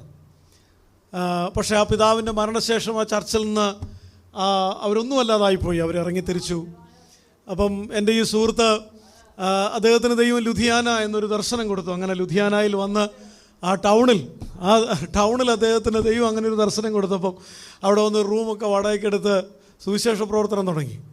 അപ്പം അദ്ദേഹം പറയുകയാണ്, വീടുണ്ട്, പക്ഷേ താമസിക്കാനും ഒന്നും പാത്രങ്ങൾ ഇച്ചിരി പാത്രമൊക്കെ ഉള്ളപ്പോൾ ഒരു കട്ടിൽ വേണം, കാരണം വൈഫിനെയും കൂടെ കൊണ്ടുവരണം, അതിനു മുമ്പ് ഒരു കട്ടിൽ മേടിക്കണം. അപ്പോൾ ഇദ്ദേഹത്തിൻ്റെ കയ്യിൽ ആകെയുള്ളത് 3100 രൂപയാണെന്ന് എന്നോട് പറഞ്ഞു. അപ്പോൾ അദ്ദേഹത്തിൻ്റെ പിതാവ് അദ്ദേഹത്തെ സന്ദർശിക്കാൻ വന്നു. അപ്പോൾ അദ്ദേഹത്തിന് വലിയ പ്രതീക്ഷയുണ്ട്. അപ്പോൾ അപ്പനോട് പറഞ്ഞു, എനിക്കൊരു കട്ടിൽ വേണമെന്ന് പറഞ്ഞു. അപ്പോൾ അപ്പൻ പറഞ്ഞു, പിന്നെ എന്നാ ഞാൻ പോയി മേടിച്ചുകൊണ്ട് വരാം. അപ്പം പോകുന്നില്ല. അപ്പോൾ കുറേ കഴിഞ്ഞ പുള്ളി പറഞ്ഞാൽ കട്ടിൽ മേടിക്കാൻ പോകുന്നില്ല, പോവാം. ഇങ്ങനെ പമ്മി നിൽക്കുന്ന കണ്ടപ്പോൾ പുള്ളിക്ക് തോന്നി ഈ പൈസ കൊടുക്കാത്തതുകൊണ്ടാണോ ഈ അപ്പം പോവാത്തത്. അപ്പം പുള്ളി പറഞ്ഞു, പപ്പ എൻ്റെ കയ്യിൽ 3100 രൂപയുണ്ടെന്ന് പറഞ്ഞു. അപ്പോൾ പപ്പ അപ്പോൾ ഇവൻ കൊടുത്ത് പപ്പ അങ്ങ് മേടിച്ചു. ഇവൻ ഒട്ടും പ്രതീക്ഷിച്ചില്ല. ആകെയുള്ള 3100 രൂപ എന്ന് പറഞ്ഞ് ഇനി ഇതെല്ലാം മേടിക്കണം, ഉപ്പ് തൊട്ടുള്ള അപ്പൻ ഈ പൈസ മേടിച്ചുകൊണ്ട് 2900 രൂപയ്ക്ക് ഒരു കട്ടിൽ മേടിച്ച് കൊടുത്തേച്ച് പുള്ളി അങ്ങ് പോയി. 5 പൈസ ഇവൻ്റെ കയ്യിൽ കൊടുത്തില്ല. ഇവൻ പറയുന്നത് ചില വർഷങ്ങൾ അവൻ്റെ അപ്പനോട് അവന് ദേഷ്യമായിരുന്നു. അത് കഴിഞ്ഞ് ഒരു ദിവസം അപ്പനോട് ഈ കാര്യം അവൻ പറഞ്ഞു, എനിക്ക് അപ്പനോട് നല്ല ദേഷ്യമുണ്ടെന്ന്. അപ്പോൾ എന്തിനാണ് എന്നോട് ദേഷ്യം? അന്ന് ഒരു കട്ടിൽ മേടിച്ച് തരാൻ പറഞ്ഞപ്പോൾ എൻ്റെ കയ്യിൽ ആകെ ഉണ്ടായിരുന്നു 3100 മേടിച്ചുകൊണ്ട് പോയില്ലേ, എന്നിട്ട് കട്ടിൽ മേടിച്ച് തന്നേച്ച് പോയില്ലേ, അതിനെനിക്ക് നല്ല ദേഷ്യമുണ്ടെന്ന്. അപ്പം പറഞ്ഞെടാ, നിൻ്റെ സുവിശേഷ പ്രവർത്തനം തുടങ്ങിയ 2ാമത്തെ ആഴ്ചയാണ്. അന്ന് ഞാൻ നിനക്ക് കട്ടിൽ മേടിച്ച് തന്നിരുന്നെങ്കിൽ പിന്നെ എല്ലാ ആവശ്യവും നീ എന്നെ ഫോൺ വിളിച്ചേനെ. അപ്പം ഞാൻ തീരുമാനിച്ചു, അപ്പനെ കണ്ടുകൊണ്ട് നീ സുവിശേഷ വേല ചെയ്യണ്ട, ദൈവത്തെ കണ്ട് സുവിശേഷ വേല ചെയ്യട്ടെ. ഹല്ലേലൂയ, സ്തോത്രം. എന്നിട്ട് അവൻ പറഞ്ഞത്, ആരും മുന്നോട്ട് വരണ്ടേ, ആത്മാക്കളെ കിട്ടണ്ടേ, നഗരമാണ്, സിറ്റി പ്രവർത്തനമാണ്. അപ്പോൾ ഇവനെങ്ങനെ എന്നാൽ പിന്നെ എവിടെയെങ്കിലും. അപ്പം പൗലോസിൻ്റെ സ്ട്രാറ്റജി പുള്ളിയുടെ മനസ്സിലേക്ക് വന്നു. പൗലോസ് ഒരു സ്ഥലത്ത് ചെന്നപ്പോൾ ആദ്യം യഹൂദന്മാരുടെ അടുത്തല്ല ചെന്നേ. അപ്പോൾ അങ്ങനെ ഒന്ന് ചെന്നേക്കാമെന്ന് വിചാരിച്ചു. പുള്ളി ഏതെങ്കിലും ക്രിസ്ത്യാനി ഉണ്ടോ എന്ന് അന്വേഷിച്ചപ്പം ഒരു മർത്തോക്കാരൻ അവിടെ താമസിക്കുന്നുണ്ടെന്ന് പുള്ളിക്ക് മനസ്സിലായി. അപ്പോൾ പുള്ളി ഭയങ്കര പ്രിപ്പറേഷൻ എടുത്ത് ഫാസ്റ്റിംഗ് ഒക്കെ എടുത്ത് 3 ദിവസം ഉപവസിച്ച് സുവിശേഷം പറയാൻ വേണ്ടി ഈ വ്യക്തിയുടെ വീട്ടിലേക്ക് ചെന്നു. കോളിംഗ് ബെല്ലടിച്ചു. ആ വ്യക്തി ഇറങ്ങി ചെല്ലുന്നു. അപ്പോൾ ആരാന്ന് ചോദിച്ചു. ഞാനിങ്ങനെ സുവിശേഷ പ്രവർത്തനം ചെയ്യാൻ വന്ന. ഓ, പെന്തക്കോസാണോ? അതെ, ഇങ്ങോട്ട് കയറി വരാൻ പറഞ്ഞു. കയറി അങ്ങോട്ട് ഇരുത്തിയിട്ട് ഈ മനുഷ്യൻ എന്നോട് പറഞ്ഞത് 1/2 മണിക്കൂറിട്ട് പൊരിച്ചു എൻ്റെ സുഹൃത്തിനെ. അപ്പം ഇവൻ്റെ കണ്ണ് ഇപ്പം നിറഞ്ഞൊഴുകുമെന്ന് തോന്നി. ഇപ്പം ഇവൻ പറഞ്ഞു, എനിക്ക് പ്രാർത്ഥിക്കാനോ ഒരു വാക്ക് മിണ്ടാനോ വരും, കാരണം 3 ദിവസം ഉപവസിച്ച് സുവിശേഷം പറയാൻ ചെന്നിട്ട് കിട്ടിയതാണ്. അപ്പോൾ പുള്ളി ഒരു വാക്ക് മിണ്ടിയില്ല. മനസ്സ് മുഴുവൻ ഒരു വാക്ക് മിണ്ടിയാൽ കരഞ്ഞു പോകും, കാരണം പുള്ളിക്ക് അങ്ങനെ തോന്നിയില്ല, കരയാൻ തോന്നിയില്ല. അപ്പോൾ ശരി എന്ന് പോലും പറയാതെ ആംഗ്യം മാത്രം കാണിച്ച് ആ വീട്ടിൽ നിന്ന് ഇങ്ങനെ ഇറങ്ങിപ്പോന്നു. അപ്പോൾ ആ സ്റ്റെപ്പ് ഇങ്ങോട്ട് ഇറങ്ങി താഴെ വന്നപ്പോൾ മേളിൽ നിന്ന് ബയ്യാന്നൊരു വിളി. ബയ്യാന്ന് വിളിക്കുന്നത് സ്നേഹത്തോടെ വിളിക്കുന്ന ഒരു ചെറുപ്പക്കാരൻ്റെ വിളിയാണ്. പുള്ളി തിരിഞ്ഞു നോക്കിയപ്പോൾ ഈ മനുഷ്യൻ്റെ മോനാണ്. ഈ മോന് റൂമിനകത്തിരുന്ന് ഈ അപ്പൻ ഈ പാവപ്പെട്ടവനിട്ട് പൊരിക്കുന്നത് കേട്ടോണ്ടിരിക്കുക. അവന് സങ്കടം തോന്നി. അവൻ ഇറങ്ങി വന്നേച്ച് പറഞ്ഞു, എന്നോട് ക്ഷമിക്കണം, എൻ്റെ പപ്പ അങ്ങനത്തെ ആളാണ്, പിയോൻ പറയടാ സാരമില്ലടാ എന്ന് പറഞ്ഞപ്പോൾ പിന്നെ ഇവർ തമ്മിൽ സംസാരിച്ചു. ഇവർ തമ്മിൽ സുഹൃത്തുക്കളായി. ഇവൻ്റെ ആദ്യത്തെ വിശ്വാസി ആ പയ്യനായിരുന്നു. അവൻ സ്നാനപ്പെട്ട് ഇന്ന് അവനൊരു പാസ്റ്ററാന്ന് എന്നോട് പറഞ്ഞു. അപ്പോൾ എൻ്റെ സുഹൃത്തിൻ്റെ ചർച്ചിലും ഞാൻ പോയി. ആ ചർച്ചെന്ന് പറയുന്നത് ഇന്ന് ഒരു ഞായറാഴ്ചയിൽ 3 ആരാധന അവിടെ നടക്കുന്നത്. ഹല്ലേലൂയ, സ്തോത്രം. അവിടെ ഇരിക്കാൻ ഇടയില്ലാത്ത പോലെ ആളാണ്. ആ സിറ്റിയുടെ നടുക്ക് CMC വെല്ലൂരിനോട് തൊട്ട് നടന്ന് ചെല്ലാവുന്ന ദൂരത്തിൽ ഒരു വലിയ ചർച്ച് ബിൽഡിങ്, 3 നില ബിൽഡിങ് പണിത് അതിനകത്ത് ഇങ്ങനെ ആരാധനകൾ ഓരോന്ന് നടന്നുകൊണ്ടിരിക്കുകയാണ്. ദൈവത്തിൻ്റെ പ്രവൃത്തി ആരംഭിച്ചത് എവിടുന്നാന്നാണ് ഞാൻ പറഞ്ഞത്? അവിടുന്ന് ആ മനസ്സ് വിട്ടുകളയാതിരുന്നത് കൊണ്ട്. അപ്പോൾ എനിക്ക് പ്രചോദനം തന്ന ഒരു സന്ദേശമാണ് ഞാൻ നിങ്ങളോട് പങ്കുവയ്ക്കുന്നത്. ഹല്ലേലൂയ. ഞാൻ പറയാം, ചില ജീവിത സാഹചര്യങ്ങൾ നമ്മുടെ മുൻപിൽ പറയും, നീ നോർമലായി ചിന്തിക്കുക, നീ സാധാരണ ആൾക്കാർ ചിന്തിക്കുന്ന പോലെ ചിന്തിക്കുക. ഇങ്ങനെയൊക്കെയുള്ള സാഹചര്യത്തിൽ എന്താണ് ഇനി മുന്നോട്ട് പ്രതീക്ഷയുള്ളത്? ഇനിയിപ്പോൾ പ്രത്യേകിച്ച് ഒന്നും ചിന്തിച്ചിട്ട് കാര്യമില്ല. ഇതെല്ലാം അവൻ എന്നോട് പറഞ്ഞതെടാ, എന്നെ കർത്താവ് ഇത്രയും മുന്നോട്ട് കൊണ്ടുപോയെങ്കിൽ അതിൻ്റെ പുറകിൽ എനിക്ക് നിന്നോട് പറയാനുള്ള രഹസ്യം, വിട്ടുകളയാതെ എൻ്റെ മനസ്സിനെ ഞാൻ പിടിച്ചു നിർത്തി. കരഞ്ഞിട്ടുണ്ടോ എന്ന് ചോദിച്ചാൽ ഉണ്ട്. ക്ഷീണിച്ച് പോയിട്ടുണ്ടോ എന്ന് ചോദിച്ചാൽ ഉണ്ട്. അവിടെ എല്ലാം ഒരു ദർശനത്തെ നോക്കി മുന്നോട്ട് നീങ്ങി. എന്നെ കേൾക്കുന്ന ദൈവമേ, നിങ്ങൾക്കൊരു ദർശനം ഉണ്ടോ? തമ്പുരാൻ കർത്താവ് ആ കണ്ണുകളിൽ പതിപ്പിച്ച് തന്നിരിക്കുന്ന ഒരു ദർശനമുണ്ടോ? ഇറങ്ങിത്തിരിച്ച് ആദ്യ നാളുകളിൽ ദൈവശബ്ദം കേട്ട ആ അനുഭവങ്ങൾ മനസ്സിനകത്ത് ബാക്കിയുണ്ടോ? പ്രാർത്ഥനാ മുറികളിൽ ഇറങ്ങി വന്ന് നിന്നെ ചേർത്ത് പിടിച്ച തമ്പുരാൻ കർത്താവ് നിന്നോട് പറഞ്ഞ വാക്കുകൾ നിന്റെ മനസ്സിൽ പ്രതിധ്വനിക്കുന്നുണ്ടോ?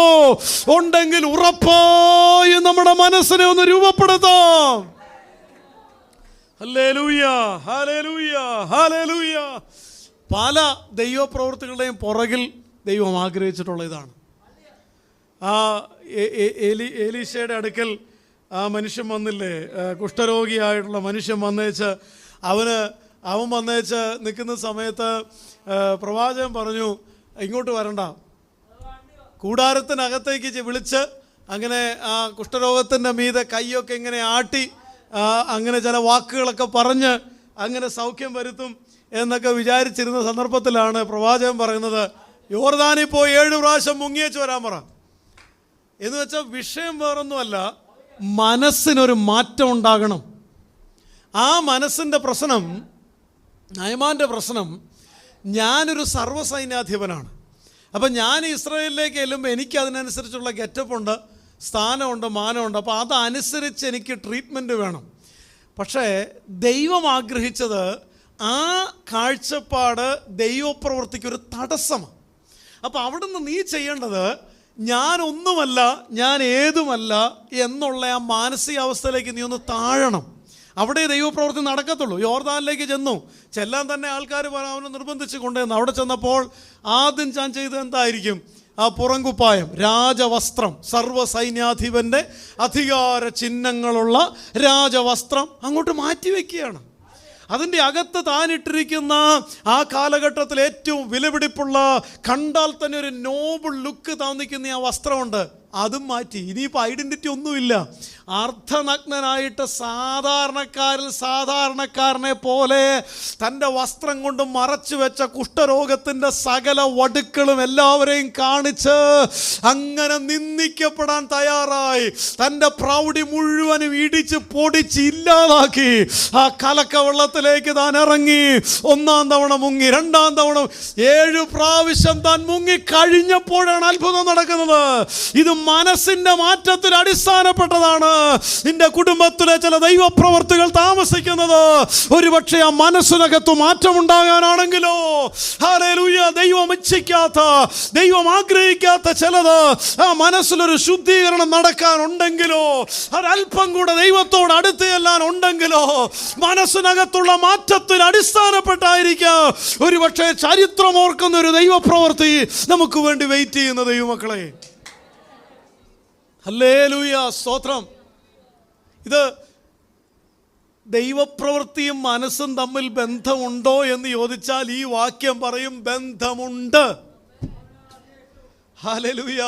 രക്തസ്രവക്കാരിയുടെ മനസ്സിൽ അവൾ തീരുമാനിച്ചു, ഞാൻ യേശുവിൻ്റെ അടുക്ക ചെല്ലും, ആ വസ്ത്രത്തിൻ്റെ വിളിമ്പെങ്കിലും തൊടും. യേശുവിന് അവൾ നേരിട്ട് സംസാരിച്ചില്ല.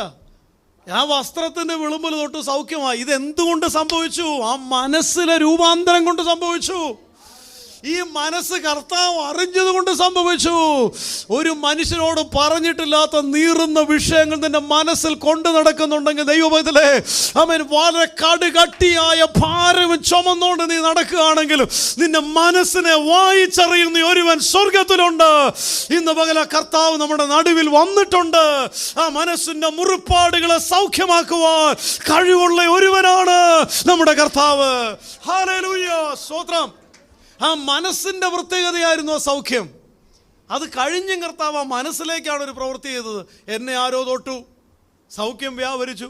പേടിച്ചരണ്ട്, അടിയനോട് ക്ഷമിക്കണം, അടിയനാണ് അത് ചെയ്തത്, സാരമില്ല, ഭയപ്പെടേണ്ട എന്നും പറഞ്ഞുകൊണ്ടാണ് അവൾ പറഞ്ഞുകൊണ്ട് അവളൊരു വലിയ സാക്ഷ്യമാക്കി മാറ്റി. ഞാൻ പറയട്ടെ, നമ്മുടെ മനസ്സിനകത്ത് ഒന്ന് ദൈവം തരുന്ന ചിന്തകൾ, രണ്ട് നമ്മുടെ സ്വയം നമ്മളെ അടിച്ചാമർത്തി ഇടിച്ചൊതുക്കി തകർത്ത് ആകെ ദൈവത്തിൽ നിന്ന് അന്യപ്പെടുത്തുന്നത് പോലെ നിരാശയിട്ട് അങ്ങനെയുള്ള ഇത് രണ്ടും തമ്മിൽ വലിയ ഫൈറ്റാണ്. ഒരിക്കലൊരു പ്രായമായ മനുഷ്യൻ തൻ്റെ ഗ്രാൻഡ് സണ്ണിനെ, തൻ്റെ കൊച്ചുമോനെ പല കാര്യങ്ങൾ പറഞ്ഞ് പഠിപ്പിച്ച കൂട്ടത്തിൽ അദ്ദേഹം പറഞ്ഞു, കുഞ്ഞേ, നമ്മുടെ എല്ലാം മനസ്സിനകത്ത് രണ്ട് ചെന്നായ്ക്കൾ ഫൈറ്റ് ചെയ്യുന്നുണ്ട്. ഒന്ന് വിശ്വാസവും നന്മയും, മറ്റത് തിന്മയും സംശയങ്ങളും. അപ്പോൾ ഈ കുഞ്ഞ് ചോദിച്ചു, അപ്പോൾ ആരാ ഇതിൽ ജയിക്കുക? അപ്പോൾ ഈ മനുഷ്യൻ പറഞ്ഞ മറുപടി വളരെ പ്രസക്തമാണ്. അദ്ദേഹം പറഞ്ഞു, നീ ഏത് ചെന്നായ്ക്ക് തീറ്റ കൊടുക്കുന്നു അതേ ജയിക്കത്തുള്ളൂ. സംശയത്തിനും തിന്മയ്ക്കും സ്ഥിരമായിട്ട് നീ തീറ്റ കൊടുക്കുന്നുണ്ടെങ്കിൽ അത് ജയിച്ചിരിക്കും. വിശ്വാസത്തിനും നന്മയ്ക്കും സ്ഥിരമായി നീ തീറ്റ കൊടുക്കുന്നുണ്ടെങ്കിൽ അത് ജയിച്ചു നിൽക്കും. ഒറ്റയ്ക്കിരിക്കുന്ന സമയത്തൊക്കെ ഇങ്ങനെ തികട്ടി കയറി വരുമ്പോഴേ നമ്മളിതിനെ എങ്ങനെ ട്രീറ്റ് ചെയ്യുന്നതനുസരിച്ചിരിക്കും പലപ്പോഴും നമ്മുടെ വിശ്വാസത്തിൻ്റെ ആഴം പോലും. ചില ദിവസങ്ങളിൽ സഭായത്തിന് പോകാൻ പോലും തോന്നുന്നില്ല. ചില ദിവസങ്ങളിൽ പ്രാർത്ഥിക്കാൻ സമ്മതിക്കുന്നില്ലെന്ന്. എന്നാ പ്രശ്നം? ജയിച്ചു നിൽക്കുന്നത് തിന്മയ്ക്കാണ്. ആമേൻ, സ്തോത്രം. കാരണം ആ ദിവസം പല തവണ മനസ്സിൽ ആവർത്തിച്ച് ചിന്തിച്ചത് ഈ അസാധ്യം, ഈ നിരാശ, അതിനാണ് ഫീഡ് ചെയ്തത്. അതുകൊണ്ടാണ് അത് ജയിച്ചു നിൽക്കുന്നത്. കർത്താവ് ആവശ്യപ്പെടുന്നത് എന്നും ഏതു നിമിഷങ്ങളും നമ്മുടെ മനസ്സിൽ പരിശുദ്ധാത്മാവെ ജയിച്ച് നിൽക്കാവുള്ളൂ. ഹല്ലേലൂയ. എത്രയധികം പിശാച് ശ്രമിച്ചാലും, എത്രയധികം നിരാശയിട്ട് ശ്രമിച്ചാലും, എത്രയധികം ചവിട്ടി താഴ്ത്താൻ ശ്രമിച്ചാലും അവിടെയൊക്കെ വിശ്വാസത്തിൻ്റെ വാക്ക് വിളിച്ചു പറയണം, എങ്കിലും ഞാൻ ഈ സാഹചര്യത്തെ ജയിക്കും, എങ്കിലും ഞാൻ ഈ ചിന്തകളെ ജയിക്കും, എങ്കിലും എൻ്റെ മനസ്സ് സന്തോഷത്തോടെ ഞാൻ നിലനിർത്തും. അങ്ങനെ ജയിച്ചു നിൽക്കുന്ന ചിലരെ ഇതിൻ്റെ നടുവിൽ കർത്താവിന് ആവശ്യമുണ്ട്. Hallelujah, praise the Lord. കാരണം നമ്മുടെ മനസ്സിനെ അറിയുന്നവനാണ് നമ്മുടെ കർത്താവ്. നമ്മുടെ ചിന്തകളെ പോലും അറിയുന്നവനാ കർത്താവ്. അഥവാ പ്രാർത്ഥിക്കാനിരിക്കുമ്പോൾ കരയുകയാണെങ്കിൽ, ഹല്ലേലൂയ, കരയുന്ന ചിലരോട് ഞാൻ പറയാം, പ്രാർത്ഥിക്കാനിരിക്കുമ്പോൾ കരയുകയാണെങ്കിൽ നിരാശയുടെ കണ്ണുനീരാകരുത്, അത് ദൈവാശ്രയത്തിൻ്റെ കണ്ണുനീരാകട്ടെ. Hallelujah, hallelujah. പ്രതീക്ഷ നഷ്ടപ്പെട്ട് കരഞ്ഞുകൊണ്ടിരിക്കുന്ന ഒരാളെ കർത്താവിന് വേണ്ട. പ്രതീക്ഷ നഷ്ടപ്പെട്ടതിന് നടുവിൽ ആ കണ്ണുകളിലേക്ക് നോക്കി പ്രതീക്ഷയോടെ ദൈവത്തിനെ ജാഗരിക്കുന്ന ചില കർത്താവിന് വേണ്ടിയത്. അതാ ദൈവപ്രവൃത്തിക്ക് വേണ്ടിയുള്ള മനസ്സിൻ്റെ ഒരുക്കം. സ്തോത്രം. ഒരു കാര്യം കൂടെ കർത്താവ് പറഞ്ഞു കേട്ടോ, നീ സൗഖ്യമായി, ഇതെല്ലാം കഴിഞ്ഞു. എന്നിട്ട് കർത്താവ് അതിൻ്റെ 5-ാം അധ്യായത്തിൻ്റെ 14-ാമത്തെ വാക്യത്തിൽ അവനെ ദൈവാലയത്തിൽ വെച്ച് കണ്ട് അവനോട്, നോക്കൂ, നിനക്ക് സൗഖ്യമായല്ലോ, അധികം തിന്മയായത് ഭവിക്കാതിരിപ്പാൻ ഇനി പാപം ചെയ്യരുത് എന്ന് പറഞ്ഞു. കണ്ടോ, അതും ഒരു തീരുമാനമാണ്. വേണമെങ്കിൽ നമുക്ക് ഇങ്ങനെയും ചിന്തിക്കാം, തിന്മ ചെയ്യാനുള്ള അവൻ്റെ തീരുമാനത്തിൻ്റെ ഭാഗമായിരുന്നു 38 വർഷം പിശാച് അവനെ കെട്ടിയിട്ടത്. കർത്താവ് അവനെ സ്വാതന്ത്ര്യപ്പെടുത്തി കഴിഞ്ഞും വേണമെങ്കിൽ പിശാചിൻ്റെ ബന്ധനത്തിലേക്ക് സ്വയം വീണു പോകാൻ ചാൻസ് ഉണ്ട്. കർത്താവ് പറഞ്ഞില്ലേ ഉപമയിൽ, ഈ 10,000 താലന്ത് ഇളച്ച് കിട്ടിയ ആള് വഴിക്ക് വെച്ച് 100 താലന്ത് കടപ്പെട്ടവനെ കണ്ടപ്പോൾ അവൻ്റെ കൊങ്ങയ്ക്ക് പിടിച്ച് ഞെക്കിയിട്ട് അവനെ വലിയ ഉപദ്രവിച്ചത് യജമാൻ അറിഞ്ഞപ്പോൾ 10,000 താലന്തും കൊടുത്തു തീർക്കും വരെ അവനെ ദണ്ഡിപ്പിക്കുന്നവരുടെ കയ്യിൽ ഏൽപ്പിച്ചു എന്നൊരു വാക്യമുണ്ട്. ചിലപ്പോൾ ദൈവമക്കളെ, തിന്മയും പാപവും നമ്മുടെ തീരുമാനത്തിൻ്റെ ഭാഗമായാൽ ബാക്കി ശേഷിക്കുന്നത് മുഴുവനും മാനസികമായ തകർച്ചയും ഭയങ്കര വേദനയും മാത്രമായിരിക്കും. ഈ പാപത്തിനൊരു പ്രശ്നമുണ്ട്. അങ്ങനെ ഇപ്പം ഞാനൊരു ഉദാഹരണം പറയാം. നേരത്തെ പറഞ്ഞിട്ടുള്ള ഉദാഹരണമാണ്. ഈ തോറിയം ഒരാൾ മോഷ്ടിച്ചു. സമ്പുഷ്ടീകരിച്ച് വെച്ചിരിക്കുന്ന യുറേനിയം, അതിന് റേഡിയേഷൻ ഉള്ളതാണ്. അത് മോഷ്ടിച്ചുകൊണ്ട് പോയത് ഈ പുള്ളി വലിയ വിദഗ്ധനായതുകൊണ്ട് കേസിൽ നിന്ന് പുള്ളി ഈസി ആയിട്ട് തടിയൂരി. പക്ഷെ ഒറ്റ പ്രശ്നം, പുള്ളിക്ക് ക്യാൻസർ പിടിച്ചു. കാരണം റേഡിയേഷനിലേക്ക് എക്സ്പോസ്ഡ് ആയാൽ ക്യാൻസർ ഉണ്ടാകും. അതിൽ നിന്ന് കോടതിക്ക് അദ്ദേഹത്തെ രക്ഷിക്കാൻ പറ്റില്ല. ഞാൻ പറഞ്ഞു വരുന്നത്, പാപം ചെയ്യുന്ന ഒരു വ്യക്തി പാപം ചെയ്തില്ല എന്ന് മൂടി വയ്ക്കാനും മനുഷ്യൻ്റെ മുൻപിൽ അങ്ങനെയൊന്നുമേ ഇല്ല എന്ന് കൃത്യമായി അഭിനയിക്കാനും പറ്റും. പക്ഷേ മനസ്സിനെ കാർന്ന് തിന്നുകൊണ്ടിരിക്കും. അതാണ് ദണ്ഡിപ്പിക്കുന്നവരുടെ, ഇതിങ്ങനെ ദണ്ഡിപ്പിച്ചുകൊണ്ടേയിരിക്കും. ഈ പറയുന്ന കുറ്റബോധമുണ്ടല്ലോ, അത് മനുഷ്യനെ മുഴുവനും ചങ്ങലക്കിടുന്നൊരു വിപത്താണ്. അത് സംഭവിക്കാതിരിക്കേണ്ടതിന് നീ പാപം ചെയ്യരുത്. അത് നിന്റെ തീരുമാനമാണ്. അതാണ് രണ്ടാമതൊരു തീരുമാനം കൂടെ കർത്താവിന്. ഒന്നാമത്തെ തീരുമാനം, നിനക്ക് സൗഖ്യമാകാൻ മനസ്സുണ്ടോ? അവന് മനസ്സായി, അവൻ സൗഖ്യമായി. ഇനി രണ്ടാമത്, ഈ പാപത്തിൽ നിന്ന് രക്ഷിക്കാൻ ഒരുപക്ഷെ ഈസി ആയിരിക്കാം, പക്ഷേ രൂപാന്തരത്തിൽ നിലനിർത്തുക എന്ന് പറയുന്നതാണ് പലപ്പോഴും ഈസി അല്ലാത്തത്. അല്ല, രക്ഷിക്കപ്പെട്ടു, സ്നാനപ്പെട്ടു, ദൈവ പൈതലായി, എത്ര സന്തോഷം. പക്ഷെ അതിൽ നിലനിൽക്കുക എന്നുള്ളതാണ് വലിയ ഒരു വെല്ലുവിളി. അപ്പം അതുകൊണ്ട് ഇന്ന് പകൽക്കാലം പരിശുദ്ധാത്മാവിന് നമ്മളോട് സംസാരിക്കുവാനുള്ള സന്ദേശം, പ്രവർത്തിപ്പാൻ ശക്തനായി ഒരുവൻ നിന്റെ അരികിൽ വന്ന് നിൽക്കുമ്പോൾ ആ പ്രവൃത്തി സ്വീകരിക്കാൻ മാനസികമായി ഒരുക്കമില്ലാത്ത ചിലർ, പരിശുദ്ധാത്മാവ് പറയുന്നു, നമ്മുടെ മനസ്സിലുണ്ട്, നമുക്കൊരു ഒരുക്കം വേണം. ചിന്ത കൊണ്ട് നമുക്കൊരു ഒരുക്കം വേണം. വിശ്വാസം കൊണ്ട് നമുക്കൊരു ഒരുക്കം വേണം. വിളിച്ചു പറയുന്ന നിരാശയുടെ വാക്കുകൾ അവസാനിപ്പിക്കണം. പ്രതീക്ഷയില്ലാത്ത വാക്കുകൾ അവസാനിപ്പിക്കണം. ആ കണ്ണുകളിൽ നിൽക്കുന്ന പ്രതീക്ഷയുടെ തിളക്കം മാഞ്ഞു പോകാതെ നോക്കണം. ദീർഘനാളുകളായിട്ട് പ്രതിസന്ധി വർദ്ധിക്കുകയാണെങ്കിൽ പോലും അവ മനസ്സിനെ ബാധിക്കാതെ വണ്ണം സൂക്ഷിക്കണം. മാനസികമായി ദൈവപ്രവൃത്തിക്ക് വേണ്ടി ഒരു ഒരുക്കം ഇന്ന് പകൽക്കാലം പരിശുദ്ധാത്മാവ് നമ്മിൽ നിന്ന് ആഗ്രഹിക്കുന്നു. അങ്ങനെ നമ്മുടെ പ്രാർത്ഥനാ മുറികൾ ദൈവപ്രവൃത്തിയുടെ സ്ഥലങ്ങളായിട്ട് മാറട്ടെ. നമ്മുടെ പ്രാർത്ഥനാ മുറികളിൽ പ്രവർത്തിപ്പാൻ ഇറങ്ങി വരുന്ന കർത്താവ് അവിടെ വിശ്വാസത്തിൽ നിലനിൽക്കുന്ന നമ്മുടെ തീരുമാനത്തെ കാണട്ടെ. അതിനായിട്ട് ദൈവത്തിൻ്റെ പ്രവൃത്തി നമ്മുടെ മനസ്സിൽ ദൈവം തരട്ടെ. ഈ ദിവസങ്ങളിൽ അതിനായിട്ട് ദൈവം നമ്മെ ഒരുക്കട്ടെ. ദൈവസ്ഥനെ നമുക്ക് എഴുന്നേറ്റ് നിൽക്കുകയും ഒരു ഗാനം നമുക്ക് ചേർന്ന് പാടി കർത്താവിനെ ആരാധിക്കുകയും ചെയ്യാം.